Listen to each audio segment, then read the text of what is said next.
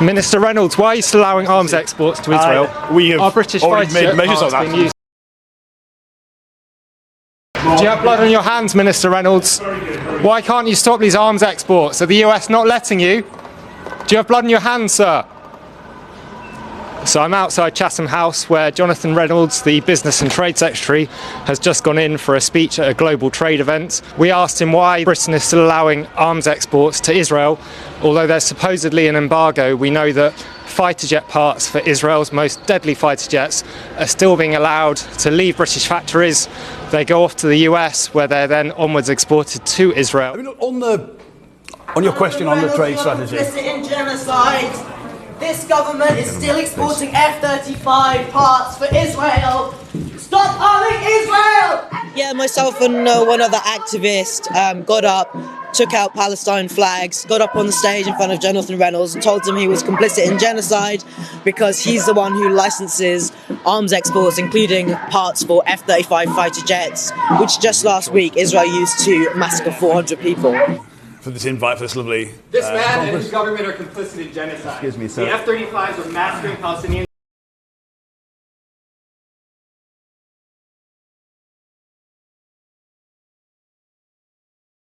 I mean, it was very physical. They weren't happy that we were there. The thing is, we will continue to show up wherever they go. And the most important message is to center the people of Gaza.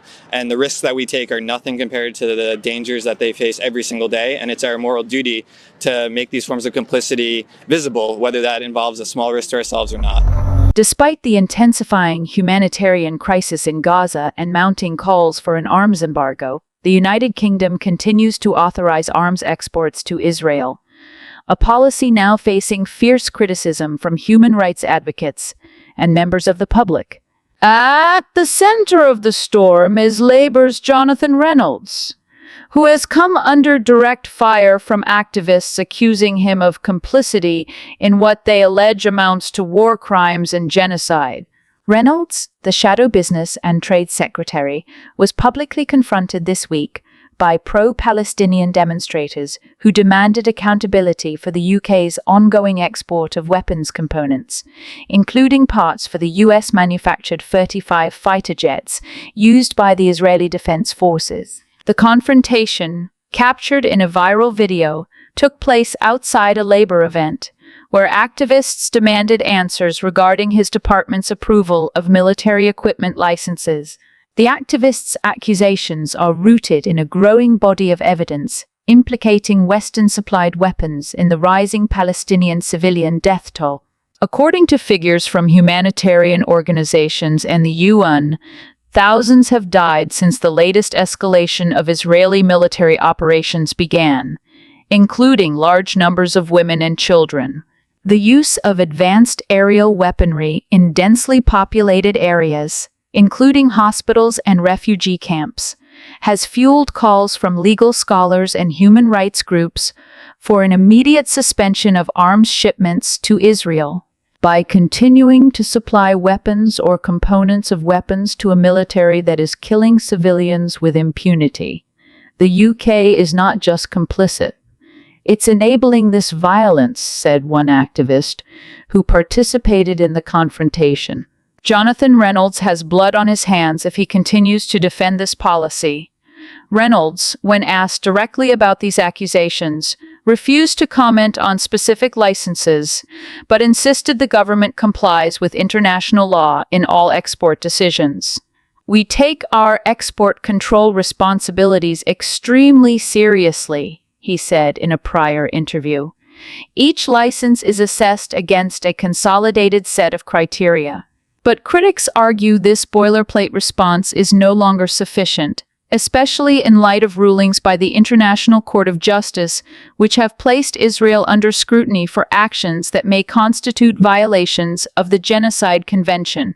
Legal experts warn that continuing to provide material support, directly or indirectly, to a nation under such investigation could expose UK officials to future legal liability. The controversy has placed immense pressure on Labour, especially as the party seeks to portray itself as a credible government in waiting ahead of the next general election. While Labor leader Keir Starmer has faced backlash for his hesitancy to demand a ceasefire, Reynolds' role in approving defense exports adds a new layer of political vulnerability. In Parliament, a growing faction of MPs, including some within Labour, are demanding a full review of all UK arms sales to Israel. They cite not only humanitarian concerns, but the reputational damage such sales could bring to the UK's global standing. Caroline Lucas, Green MP, stated that the UK cannot claim to support international law while exporting tools of war to those accused of breaking it. This latest scandal places the spotlight on a long-standing and often opaque process by which the UK grants export licenses. Despite a theoretical framework that is supposed to prevent arms from being sold to countries where they may be used in human rights abuses, the British government has continued to authorize military shipments to Israel even during previous escalations in Gaza. The F-35 parts are a particularly sensitive issue. While the UK does not export whole fighter jets to Israel, it manufactures roughly 15 of each F-35, including components critical to the aircraft's operation. This technical participation in the international supply chain gives London a significant, albeit indirect, role in Israeli airstrikes. Critics argue that this cannot be dismissed as mere industrial partnership.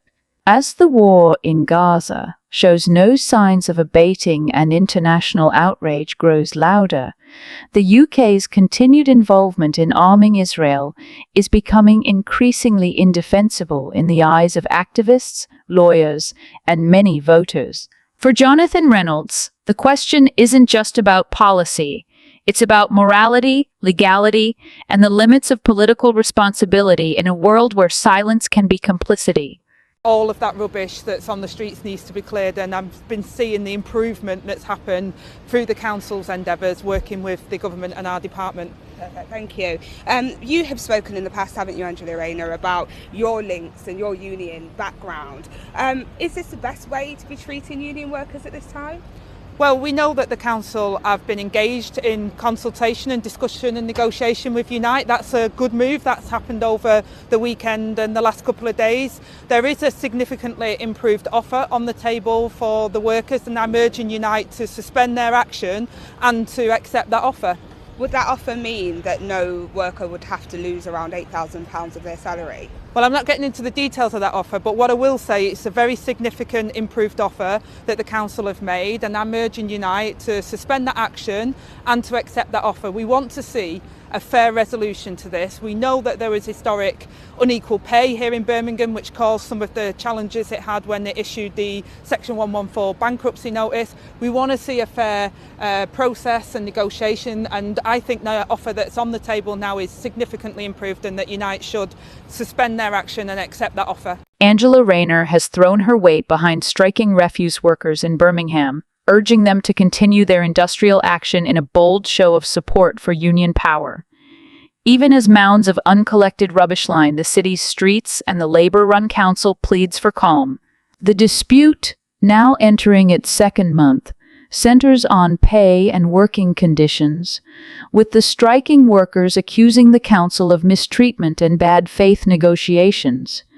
In recent days, the council has offered what insiders describe as a significantly improved deal, reportedly aimed at encouraging a suspension of the strike before salary losses become untenable for many workers. But Rayner, Labour's deputy leader and a former trade unionist herself, appears unmoved by the compromise, instead doubling down on her solidarity with the workers.